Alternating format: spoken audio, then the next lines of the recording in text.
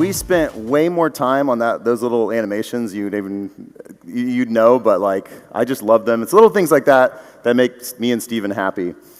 So we've been talking a lot about marketing our business, selling the leads that come in. Oftentimes, the missed piece that occurs, I'm going to show you exactly where it occurs. Some of y'all might be heading there, you might be right there now, or you might have already passed it, is the client experience. We get so excited about growth, and the growth begins to happen, that we can sometimes miss the most important aspect, which is keeping our clients happy and engaged. So this is called building a client experience that will 2x your MSP. It was between this and 10 reasons jiu-jitsu is good for business. Anybody listen to the podcast? All right, I'm a total nerd. So you're welcome. I went with something that's much more relevant. Okay, so we are excited about growth. Growth is a good thing. I pray all of us get amazing growth after coming back from ScaleCon and implementing everything we learned. But there is a little bit of a balancing act, because growth comes at a potential risk that we have to be aware of, especially in this industry. And that's the risk of getting MRR lazy and neglecting clients because they're sticky. Instead, we need to use each client as a massive opportunity for referrals, projects, and new MRR. So, quick question. Who here, this is not a trick question, let's just answer if, who here would say they have excellent retention rate? When you get a client, they stick around for years? Exactly. I would expect pretty much every hand in the room to go up. And when you get a client, they're going to stick around, whether you reply immediately or you reply in 24 hours, right? That's just what happens. So retention rate is just not a good metric, yet that's the one that a lot of us focus on. Well, our clients never leave. It's not a good metric for us to be focusing on. Because we've literally all, as you guys have heard in the meeting and you've experienced it yourself, we've all been in the meetings where the client is not happy with their current MSP. In fact, they're infuriated with them. And you're trying to get them to move. They're yeah, I'm going to move. And then they don't. And it's are you sure you want to stay? You said a lot of bad things. Your MSP hit you and they have a bruise. It's are you, they're beating you. Are you sure you want to stay with this MSP? And they're it's just not that bad. That's kind of how retention rate works, right? They just don't leave. There's a lot of friction to leave. So yeah, early on, we say we never lose clients, and we get lots of referrals, right? Then we realize, I want more than this, right? I'm growing from referrals. It's nice, steady growth, but I want more than this. I want to grow faster. I want to build wealth, not just a stressful job. So we get serious about growth. We come to events like this. We learn. We might hire somebody after we've learned, and it starts to work. The flywheel begins. The growth happens. We're on the ride of our life. And that growth percentage, that manageable 5 to 15% from referrals, very manageable, starts to go up a lot more. It becomes a little less manageable. Many of you might be there right now. And many of you, after learning what you've learned at ScaleCon, are going to get to that point where the flywheel begins. I've experienced it twice now. It's a wonderful thing. It's incredible. Money's coming in. It starts hockey sticking. Exciting. But this is the reality. This is what happens, to an MSP that's not really marketing much. We're growing primarily off of 3 things. Referrals from existing clients. That is fueling a lot of our growth. But there's a couple of other aspects that aren't talked about as much that also fuel that growth, and that's MRR from existing clients. So you might get a new service, you might get a new product, and you get new MRR out of your existing clients. That helps fuel this growth. You also have existing projects, which also helps fuel this growth. So this is what a lot of MSPs look like when they're growing off of referrals, as almost all of us in this room started at. We almost all started growing from referrals alone. This is what it looks like. Now, I know a lot of people talk shit on referrals. They're like, oh, you can't grow your business from referrals alone. That's total crap. You can totally grow your business off referrals alone. And in fact, you're gonna get a big business eventually. I know a lot of rich business owners that have grown off of nothing but referrals. So it's just a fallacy that you can't grow off of referrals alone. It's more about the time horizon. Are we okay with having a long time horizon, or do we want to find success faster? That's the discussion. It's not that you can't grow your business off referrals alone. So hey, you know what? Nice, steady, easy growth. Clients love you. You know, you'll get rich eventually, but it's not going to happen that fast. All right? Then we get the next scenario. And this scenario, most of us fall into, have fallen into, have already fallen into and gotten out of. And that's what this one looks like. So we're going off referrals. We start marketing. We went to a conference. We're learning. We're starting to really implement what we've learned. It's going great. Oh my gosh, we're skyrocketing up. And then all of a sudden, when we hit that $1.5, $2, $2.5, $3 million range, there's this plateau that occurs. We felt it at the MSP. I'm currently feeling it at MSP Camp. This plateau occurs. Who here has felt that plateau or feels like they might be feeling it right now? Good. Good. So you understand what I'm talking about. This occurs by 5 primary aspects. 1, less time with each account, because our time is spread between more clients. Feeling that at MSP Camp right now. When I get back, I'm going to plan on fixing that. Onboarding is a resource hog unless segmented properly. So you get a new client, super excited, that's awesome. If things aren't properly segmented, that's going to take a lot of time from your current clients, which further strains the relationship. Your lower priority project, all of y'all about to feel this. The lower priority projects within your client base are not properly prioritized, which creates client frustration and team stress. Number 4, and this,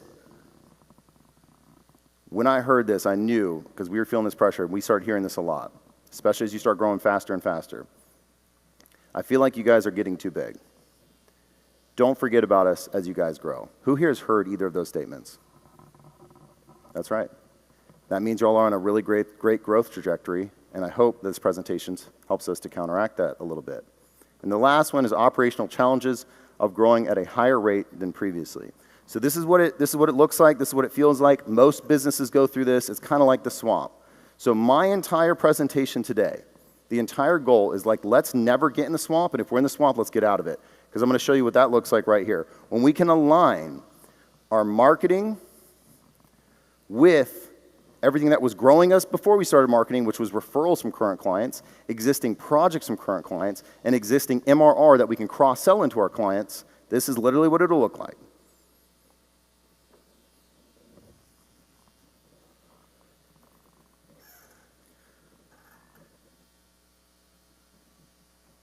That's why this title is not clickbait.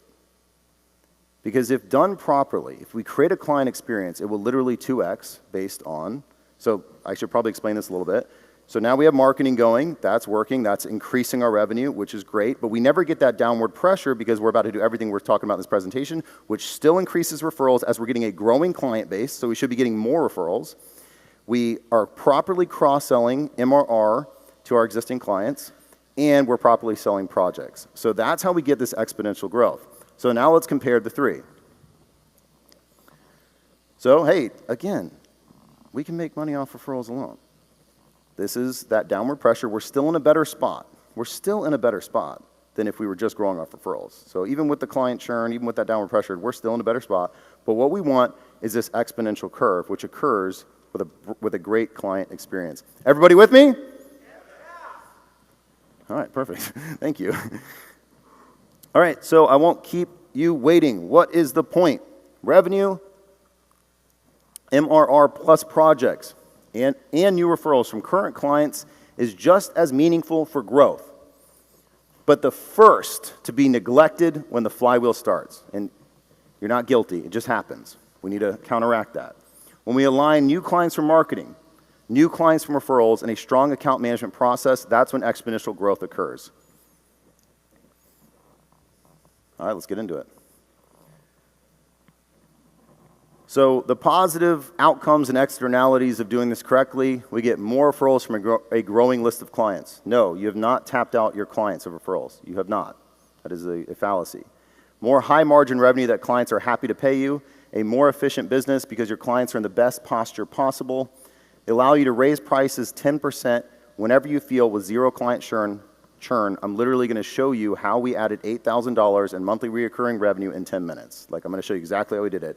Not like vendor, not like marketing. Like, this is what we did at an MSP to add $8,000 in 10 minutes. I'm going to give it to you. Does that sound good? All right, cool. And this was my favorite part. This was one of my favorite parts about having a really strong account management process. Provide a growth engine to take on a client, whether through marketing, referrals, or acquisition, and know you'll be able to increase revenue on that client 20 to 30% within 12 months. Okay. Again, not a trick question. Let's all just participate. Do you have clients right now that need projects completed? Okay, I'm gonna just wait. Do you have clients right now that need projects completed? So all of us have our Windows 10 end-of-life projects done? All right, perfect. Thank you all for who's participating. Appreciate it. Would these projects help the client, lower the tech burden, frustration on techs, and make you more money? Okay, great. I think we all have similar answers to this last question. You don't have to answer it. I just want you to answer it in your head. What's stopping us? You just I want you to just sit on that. We know clients that need projects. We know it's going to put them in a better spot. It's going to lower the burden, and it's going to hopefully make us money. So what's stopping us? Before we can get any further, the root cause of a lot of a horrible account management is one thing and one thing alone: not charging properly. I'm going to spend some time on this slide because I got a lot of really specific examples.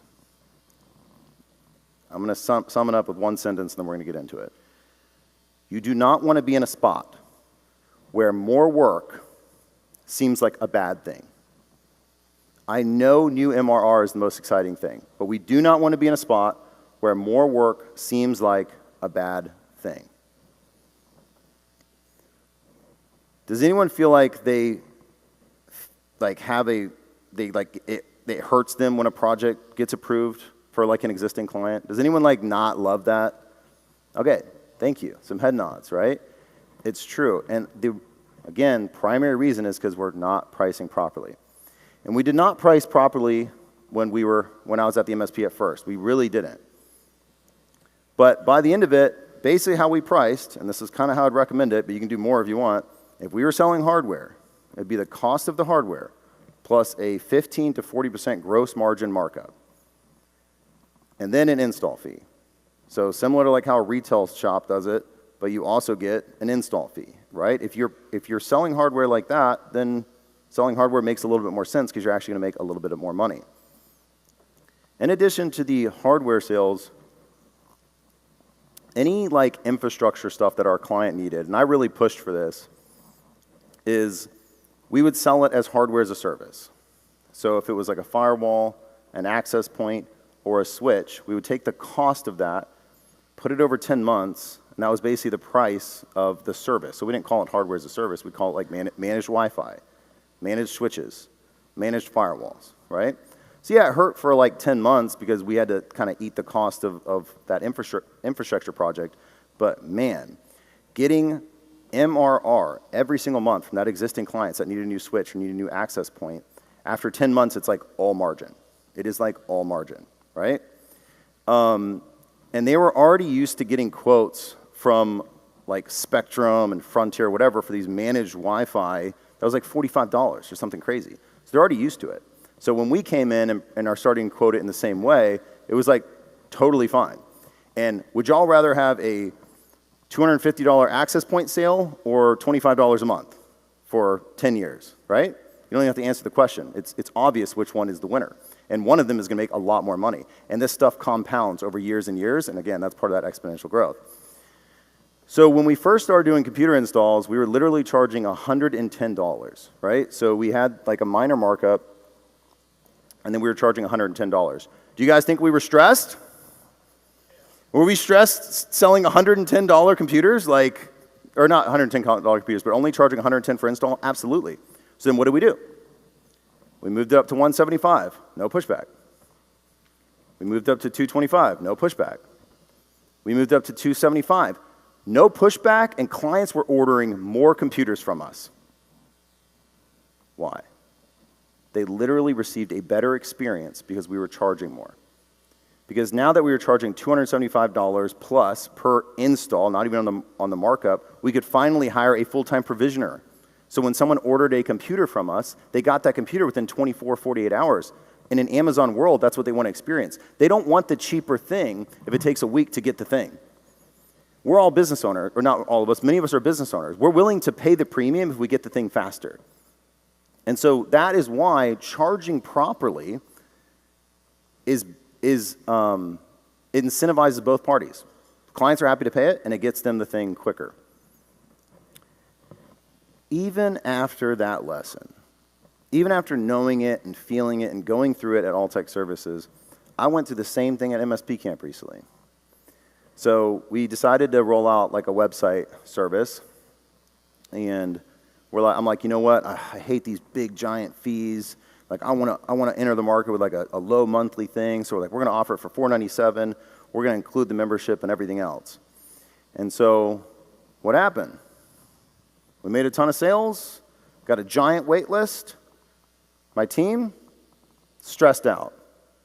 The clients, longer time horizon. They're not getting their websites as fast as they expected. I'm like, well, they're only paying $500 a month. You know, it might take a little bit longer, but they're not paying that much. Again, they don't care. They'd rather pay the premium, get it faster.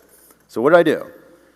I increased the price to $10,000 just as like a setup. And it's like, hey, $5,000 to start, and then $5,000 when we complete, and then the monthly of $250 a month. What did that do? It slowed down my onboardings. We can now put more love and attention into each website, and the clients are much happier. And for those that didn't want to pay the $10,000, there's so many other options. Globally, MSP sites, there's so many low-cost options. Yeah, there you go. There you go, Nate, MSP sites, right? So there's so many other options that I don't have to feel bad that I'm pricing a certain thing. Like, I need to make money, and I need my people happy, and I need my clients happy. So that's why before we can do anything else with this presentation, we need to understand that oftentimes the root cause is we're just not charging enough. Can everyone agree with that? Are we going to fix our price when we get back? All right, cool. All right, last little example on this. And this might strike home too. So one of our monthly recurring revenue upsells was like an email threat protection, right? So like advanced email protection. We were only charging a few dollars a mailbox for this, right? Which is fine. We're like, well, we want all of our clients to have security, and like, you know, we'll just like upsell it. The problem is, when we implemented it for a client, by the time we implemented it and supported it and everything else, it was like 10 hours of network engineer time.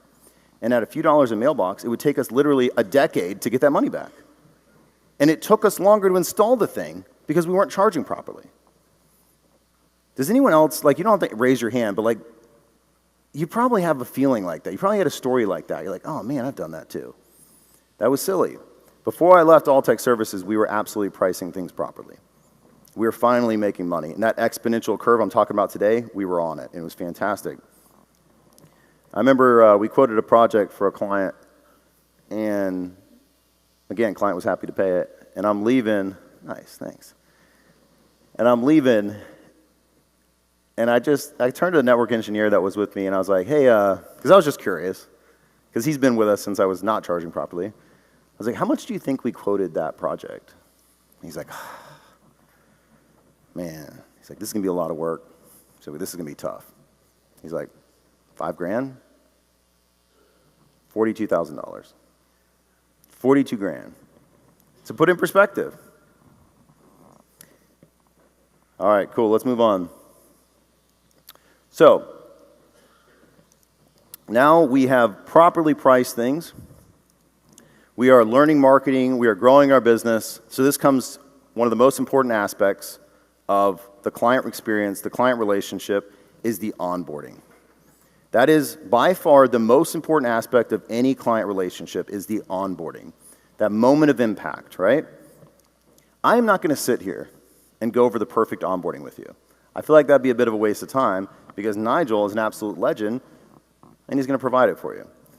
So, onboarding is much more important than it's given credit for. Fortunately, I have a cheat code for you. Nigel from the Tech Tribe, you can grab this now, don't worry. You are all going to be sent it and all the goodies that we've been announcing. It's going to be in there. but if you want to grab it now, you can.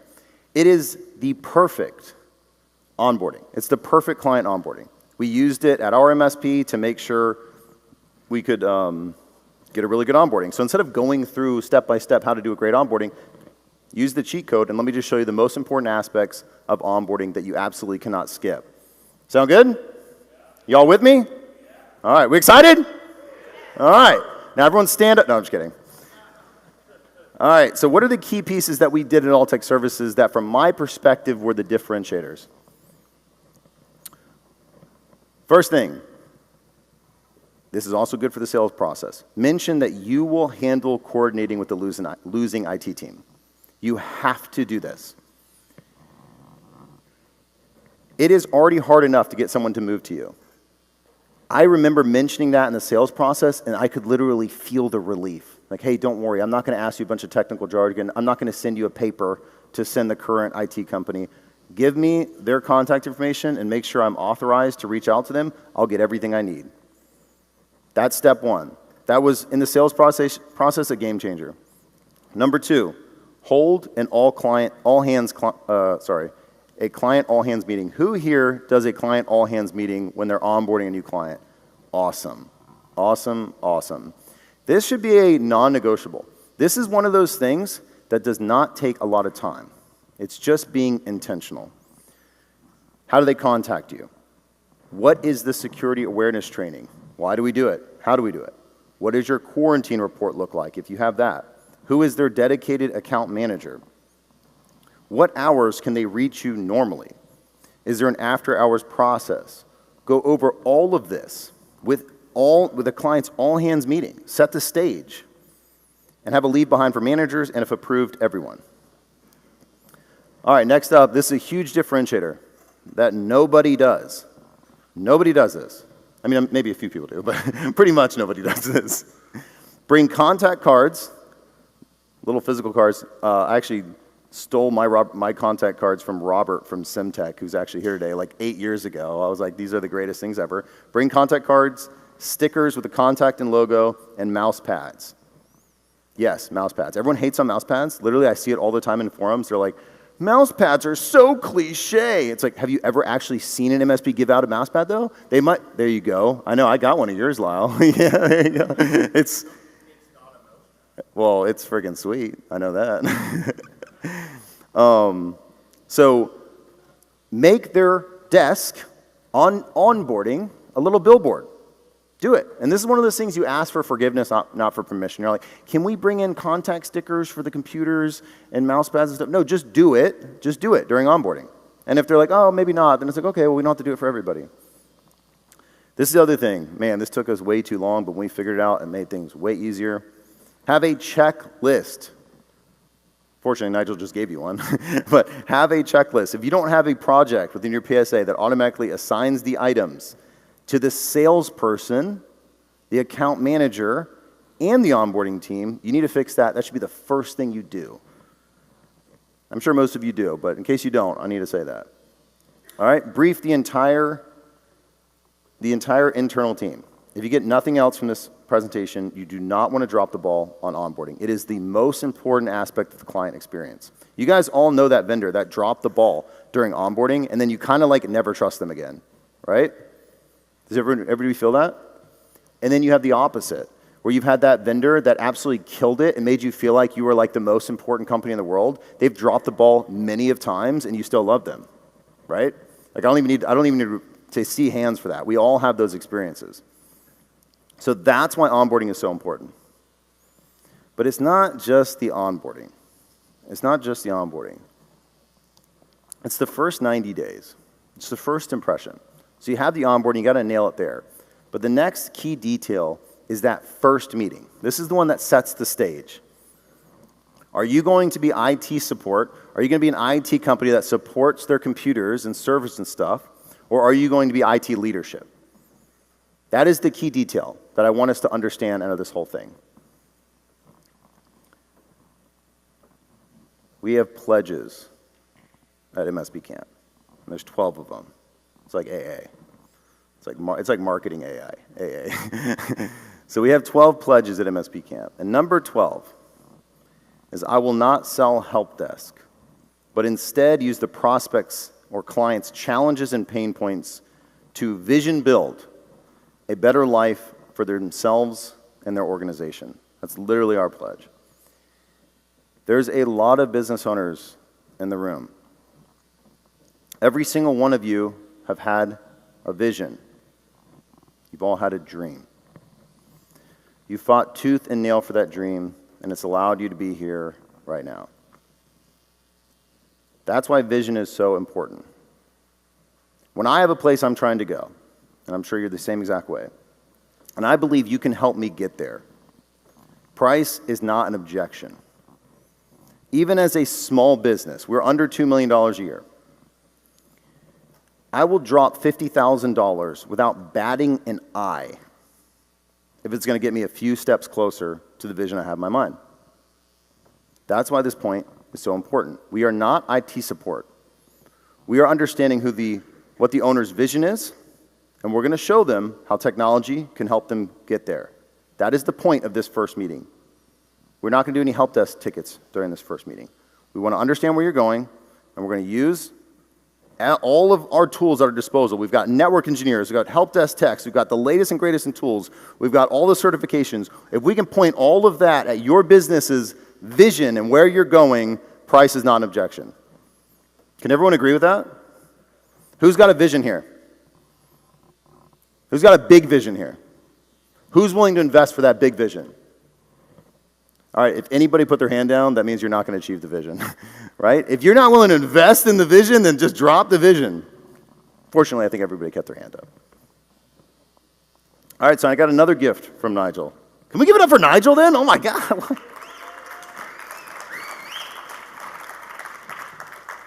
He's making my presentation so easy. I just keep giving Nigel shit, and it's like, it's great. No, this is amazing. So another gift from Nigel. So the first thing he's given us is the perfect onboarding checklist. We literally adapted it for Alltech, and it helped our onboardings. Next up is his TBR agenda, his technology business reviews, because he's right. Who the hell here is going to do it quarterly? Almost none of us.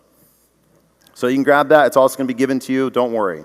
And it's the agenda, or at least an agenda template you can adapt for yourself on how these meetings should go. Key points. Again, I'm not going to show you how to do a perfect technology business review. I'm just going to show you the key points that move the needle the most for us. First one, all decision makers need to be present. Again, we are setting the stage in this first 30 days, in this first meeting. We are not IT support. If it's like, oh, the office manager is going to handle it, it's like, is the office manager setting the strategic goals for the next year? No, then I need to have that human in the room. Right? 2, we're not just reading a list. Yeah, we're going to bring a list, a lot of really important stuff to go over, but we're not just going to sit there and read it to them. Number 3, this part is pretty important, so don't miss it. Like, this part is pretty important. We want to point out the things the other IT provider missed, but not in a derogatory way. We want the client to understand that they made the right decision. So we are going to point out the bad. Is there a reason you had so many admin accounts that have had full access to your Office 365 accounts? Many of these people haven't logged in 6 months. We're going to be cleaning up these old accounts that have massive security risks. Any objection to that? Obviously, they're not going to have any objections. That's what they hired you for. But pointing it out makes them realize, oh crap, I'm really glad I did end up firing that IT company because there's a ton of stuff here that they've missed. And we get to kind of point it out that, hey, you've made the right decision, and this is how we do that. Can everyone agree that that positioning would probably work in these meetings? It worked great. I love seeing like the relief on the business owner's face when he's like, okay, this was a good decision. These computer names seem confusing. Let's name them something that makes more sense for both of us. All right, next up. Have a technical and sales liaison if you can. If you're a big enough company, you need to have both a technical person and a salesperson or account manager in these meetings. You want to have both, and I'll tell you why in a second. And get the owner talking. Again, if y'all follow me on Instagram or if you listen to a podcast or if you know me, like, I'm obsessed with my kids. Like, I love my kids. I talk about them a lot. Like, they're my pride and joy. Like, wow. I'm literally like tearing up because it's been 4 days since I've seen them. It's like that, right? And that is how we are as owners with our businesses. It is. Like, our businesses are our babies. That is literally how it is. But oftentimes we'll meet with companies and they want to talk about all their shit. They don't want to talk about our babies, right? So we need to go into that meeting with the prime objective of listening to the leadership of that company to get them to talk about their babies. Tell me all about your babies. Like, tell me about your kids. What were your kids like a few years ago? What are your kids going to be like a few years from now? Get them talking about their kids, because if anybody's read How to Win Friends and Influence People, if you get someone talking about themselves and things that they love, what happens? What's that? Rapport? Exactly. They like you. If you're sitting there talking about yourself, it's going to be harder for someone to like you. So that's why we got to get the business owner talking about themselves and where they're going. The other thing, you don't have to do this, but it worked really well for me. If I've got a big account, like we had one that was like $35K a month, the key person on that account is getting my cell phone number. I didn't do this to a lot of clients, but the bigger clients, they get my cell phone number. And when I was leaving Alltech, I made sure the current account manager gave them their cell phone number. Because it's like, yeah, we don't want to get texts during the weekends and all that stuff. I get that, balance and all that. But if it's worth $10,000, $20,000, $30,000 a month, I'm not willing to lose that account because they can't get into the computer. All right? And then last up, listen, again, get them talking about their baby. All right, and then what happens directly after that meeting? One, we've created a roadmap in the meeting that the client's excited about. As soon as we get back in, all of the tickets from the meeting go in, and the account manager sends all of the quotes out, either same day or next day, because there's going to be a shitload of quotes that come out of this. If you didn't get a lot of quotes that came out of this, you're kind of doing it wrong. And it's not because you treated this like a sales meeting. It's because you've got the owner talking about where he wants to go. You got him really excited about the technology that can help him get there, or her. And so you have a ton of projects that come out of this. And because, going back to previous, you're pricing it properly, you're not going to delay on that quote because you're actually going to make money and you have the staff to be able to implement right away.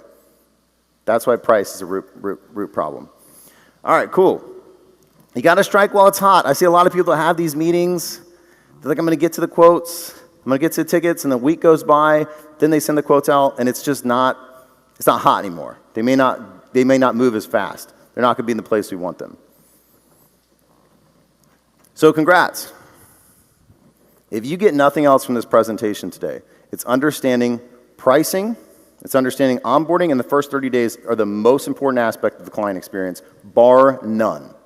Bar none. So if we get that right, our clients are going to love us for a long time, even when we screw up. Because guess what? Hey, is anyone in here not screwed up? Okay, cool. Does anyone here think they're never going to screw up again? Okay, cool, right? So let's make sure that they love us, because it allows us a ton of grace when we screw up. I have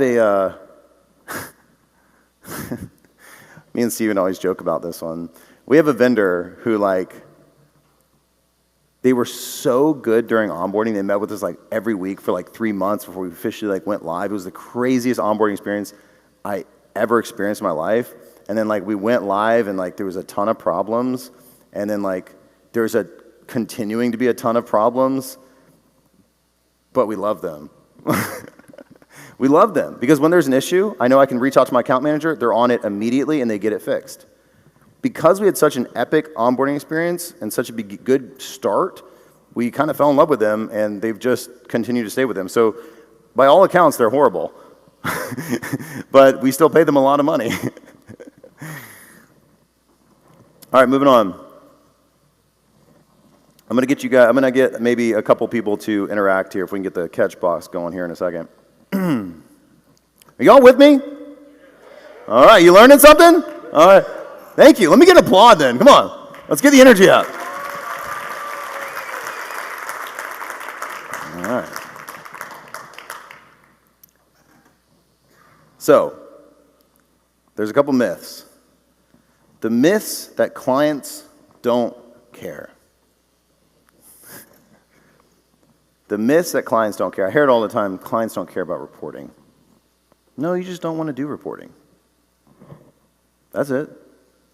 I was in sales meetings at Alltech constantly. At least in the last few years, I was asked constantly, what kind of reports do you guys provide? Even if they never look at it, it's value because they know something's happening. Like if the reporting is, look how many help desk tickets we provide, yeah, no, like they don't really care about that.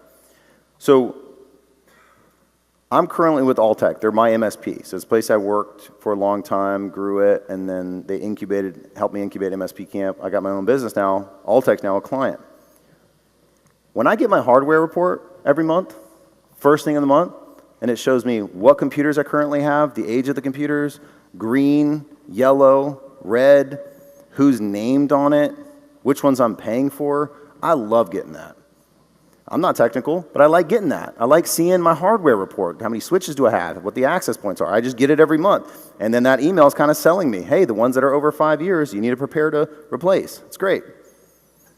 When I get an email with a ticket that was submitted, and JR, their network security guy, saying, hey, you have 3 people that need to update these apps and then restart, or something that was detected and they're checking in to see if this was me or not. That shit is impressive. I still don't know how they do it, even though I was selling it.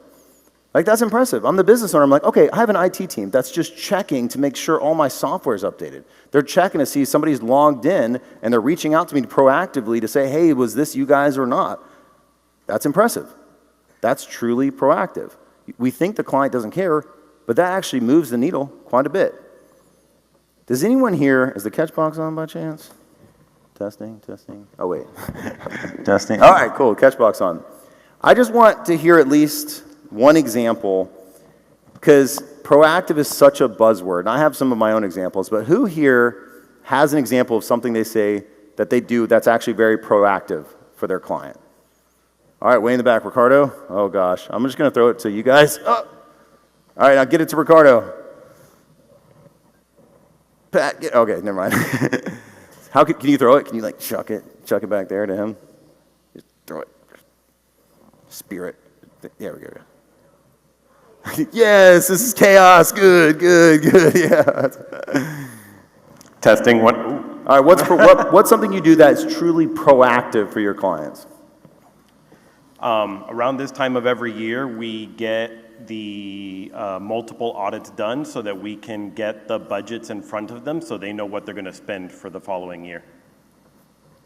I almost said the F word and I can't. Beautiful. How many of us right now are doing that for our clients? Exactly. That's what I'm talking about. Creating a client experience is not spending $1 million in 3 weeks to do something. It's about being intentional. That was extremely intentional, Ricardo. Perfect example. Does anyone else have anything that they can say is truly proactive? All right, we got another one. Is that Diana? All right, sweet. Good catch. All right. Yeah, I'm Diana with Blue Castle IT. So if we have customers that have like a big event, like association, maybe they have like a big event they put on a couple times a year, we have recurring tickets that'll pop up a couple weeks beforehand. We reach out, we say, hey, you have that event coming up. Is there anything we can help you prep for it? Do you need us to get those printers in order? Do you need these computers prepped? And reach out. And even if most of the time they say we're good, no, we're all set, we look so good. That's awesome. Exactly. And they know if they hire someone else, they're not going to do that thing. So it makes them so sticky to you. Who else has got something proactive? David. Man, I'm so glad I know everyone's name so far that's needed this. This is good. Go ahead, David. So a lot of times we end up on our clients' promotional marketing. So when I see that they have a special promotion or like a crazy deal, they're expecting a lot of calls. Since we manage their VoIP, we reach out to them and see if they want to set up a special call plan to handle those promotions. Yep. Before the heavy call come in for that promotion, and they appreciate that. Why do they appreciate that? Hey, your child has her recital coming up. Do you want us to get something ready for her? That's literally what it feels like as a business owner and a manager. Like, hey, we care about your kids. We're being proactive about your kids. I love that. Anyone else got anything proactive before we move on? I really want to hear one more. Has anyone got anything? Here we go. Dan. Man, 4 for 4. I'm on fire. Oh, that was a good throw. Uh-oh. Oh, did we break it? Works No, for all right. everyone but me. There we go.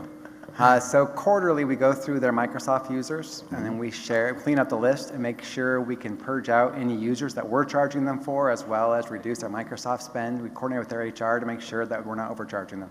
That's beautiful. And what does that take? That does not take a ton of time. It's just being intentional. Creating a client experience is not, we have to hire a bunch of people. It's not, we got to spend a bunch of money. It's how do we be a little more intentional to make sure the client knows that we care? Because we do. It's worth a lot of money. But, again, they're staying whether we do this stuff or not. We get MRR lazy. But we're not going to have that exponential growth if we aren't doing things like this. Does that make sense? Thank you all so much for sharing that. Let's keep going. Was that helpful to hear these proactive examples? Can I hear a yes? All right, no one said no, so that's good. All right, cool. I remember we would leave those meetings, me and the network engineer. I was a salesperson, he was the network engineer on it. We'd get in the car every single time. We said, that's gold, Jerry. Gold. I didn't get the reference. I just thought we were calling each other Gary, or Jerry. Turns out it's a Seinfeld thing. Did anyone know that? Okay, so y'all knew that. He kept saying, I was like, I agree, man, that's gold, Jerry. And then I kept saying it's gold, Johnny, and he's like, no, it's Jerry. That's actually a real story. Tim Higgins, he's awesome. All right, cool. The other thing I would say is like over-communicate. Over-communicate with your clients. Y'all, man, this is probably going to strike a chord right here. So many times, the team was doing all this incredible work on a big issue for a client. The client was pissed. But I'm like, man, they're working really hard. And this is like amazing. Like, we're like working on the problem. And then I found out nobody's even talked to the client. Like, we're doing all this incredible work. No one's even told the client that we're doing all this great work. I'm like, what is going on? Like, if we just told the client we're currently working on it and this is exactly what's happening and we'll update you in 10 minutes, the client's going to be cool. Over-communicate. How many of us had a key employee leave a client and end up referring us into the company they went to? All right, I need to say it again because I don't think that didn't come out really good. How many of us had a key employee at one of our clients leave that client, go to another company, and then refer us into that company? Yeah, exactly. I figured. Like almost all of us, right? That is a behavior that we can promote. That's a behavior we can promote by doing these types of things. Some of those things include sharing what your company is doing, like they care. We should have a newsletter to our clients showing what certifications we got, what cool things are happening. Like communicate with newsletters, right? Over-communicate to our clients. We should have webinar trainings to our clients. Who here does educational webinar trainings for your clients? Okay, I know you do, Sean. You do some sick ones. Sean's helped us add like 3 webinars to MSP Camp because he keeps having these awesome ideas. I'm like, we'll totally build that for you. Sean's the man. So these are gold. Even if you don't get a single client from these webinars, and the whole point is just to train your clients on Microsoft Teams, how to use the new Outlook, QuickBooks, whatever it is around technology, we can say, hey, you clients are worth $100,000 in monthly recurring revenue a month. I am willing to spend $1,000 a month to make sure you get an awesome webinar. Is that crazy to say? I remember leaving a client, or an employee was leaving one of the clients, and he asked me to get his personal email address on our newsletters because he liked those trainings so much. We can promote the behavior of getting these types of referrals. All right, as we get to the end of this, I think one thing we need to understand is the main reason we don't raise prices is insecurity. I've been guilty of this for years. The insecurity often comes from, are we delivering enough value? I think you guys are, like, if you didn't feel that, we would all just raise our prices more, right? We have that little bit of insecurity saying, if I raise my price, are they going to leave? Because I'm not sure if I'm providing enough value.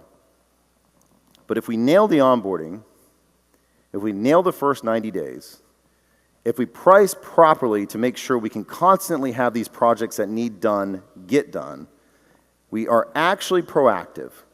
We actually educate our clients, and we create a client experience to make sure they know we care about their child.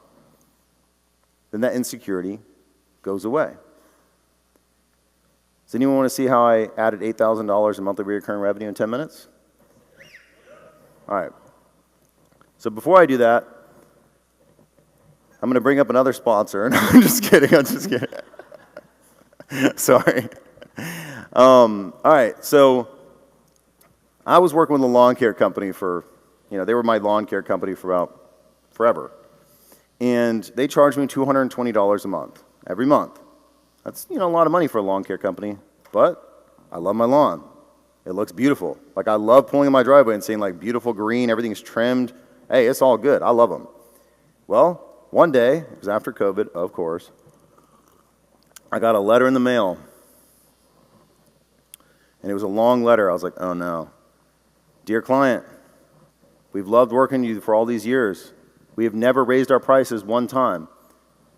We do not take this decision lightly. And it was like, bam, bam, bam, bam, bam. It was like a bunch of things. They're like, gas has gone up this much. We've had to hire X number of people. Like, your grass takes this new cool thing that we've da-da-da.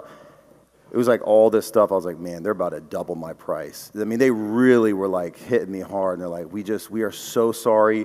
We've thought about this like crazy, but we're going to have to increase your price on this date. And it's going from $220 to $255. I was like, this was masterfully done. What a great way to anchor me. Like, they could have just called me. They could have texted me and be like, hey, are you $255? I'm like, all right, I'll update my thing. But then I might have been a little annoyed by it. I was like, well, man, you could have cared a little more. In this situation, they were like, there's like teardrops on the piece of paper.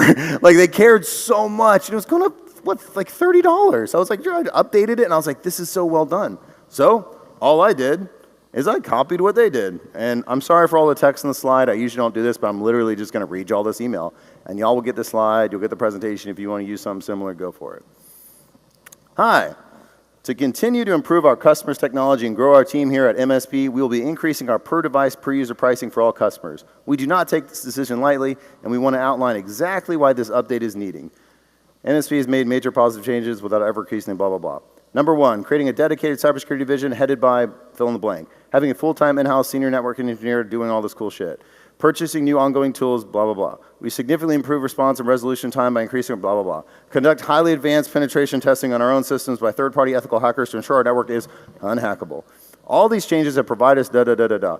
So it's like this long email. I didn't even have to call a single client because I knew we were nailing the client experience. We were already on the exponential growth. I could send this email to the clients that needed it, no problem. And again, we did that whole thing, and what were we doing? We're increasing like the per device by like $5, but the per server by like $10. But when you take all those endpoints and you take all those servers and you do it per client, you make $8,000 in 10 minutes and not a single client even cares. If you get all the other stuff right. And that's what we did. We appreciate you being a long-term client. We've done our best to push off such a painful thing. I hope you understand the necessity. I'm so sorry to make this change. I'm happy to answer any questions at all. We didn't even get much of an email back. We didn't get an email back. It was fine. The next month, we were $8,000 a month, more money coming in. Who else is going to use that email now? Anybody? All right, cool, awesome. You got to get the other stuff right, because if you don't get the other stuff right and you do that, people might leave. All right, last slide. I'm a little over, so I just want to, last two things really quickly. Couple objections, but I'm a one-man show. I'm a one-woman show. Then yeah, you're going to be at a significant disadvantage. That's just the reality of it. You're going to be at a big disadvantage if you have one person. We have to grow to be able to do things like this as much as possible. You can stay small if that's what you desire, but if you're in this room, I doubt that's what you desire. So yeah, we need to grow. We need to get out of that. If I tried to grow my business and I'm the only one, I would not be on the stage today. Like, you have to have people to help you achieve your vision. Number two, I have a salesperson. I also can't hire an account manager, or I can't also hire an account manager. So can I just use my salesperson as my account manager too? Honestly, yes, you can totally do that. Like, that's totally fine. Like, that was my role. Like, I was both the salesperson and the account manager. That's totally fine. But you'll just grow faster if you bite the bullet and hire a full-time account manager to implement this whole thing for you. Like, if you're big enough and you can stomach kind of moving that salary and that expense, it should, if you do this correctly, pay for itself extremely quickly. All right, number 3 objective, I don't understand you. Who here does not understand me? Anybody? Okay, good, no hands, thank God. I almost set myself for a trap. I don't understand you. You think we should hire a marketing person, a salesperson, and an account management person. Kind of. So if you're not, if you're smaller, then the owner should be the salesperson. You can get away with a part-time marketing person and a full-time account management person. That's kind of like the perfect mix. And this seems like a lot of work. It is, but if you systemize it into a checklist, it makes it way easier, and it's more about being intentional than it is about a ton of work. All right, last up. Let's put a bow on this whole thing. Account management is not a cost center. If done correctly, account management and creating a client experience is a profit center. Not only will it make your clients happier, not only will it make your employees happier, it'll make you a ton more money. Does that sound worth it? All right, thank you all so much. I hope you enjoyed it.